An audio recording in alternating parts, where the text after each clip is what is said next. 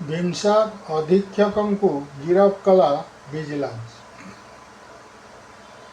आय बहिर्भूत संपत्ति ठाब अभियोग बुर्ला वीर सुरेंद्र साय आयुर्विज्ञान एवं गवेषणा प्रतिष्ठान अधीक्षक स्टेवार्ड अश्विनी मेहर को गिरफ कला विजिलेंस।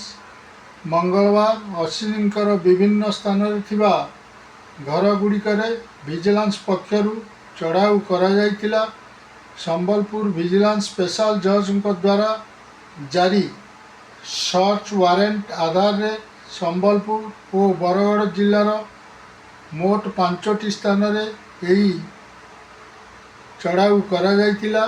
तांको पाखरु 3टी कोठा 81-45 वर्गफुटर 1टी बहुमहला कोठा गोटे स्टोर रूम 83 ग्राम सुना 10टी मूल्यवान प्लॉट जबत करा जायछि।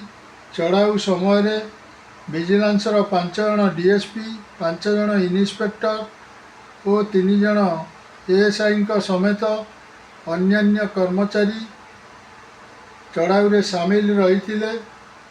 बुर्ला मेडिकल स्टाफ कॉलोनी रे थिबा सरकारी क्वार्टर बुर्ला सौरभ विहार निर्माणाधीन 4 महला कोठा बुर्ला पठाण बंदर थिबा अन्य एक कोठा एवं बरगढ़ जिला गोविंदपाली रे थिबा बासभवन समेत बुर्ला भीमसार कार्यालय रे थिबा तांको सरकारी ऑफिस प्रकोष्ठ रे विजिलेंस टीम पक्षरु जांच करा जायतिला।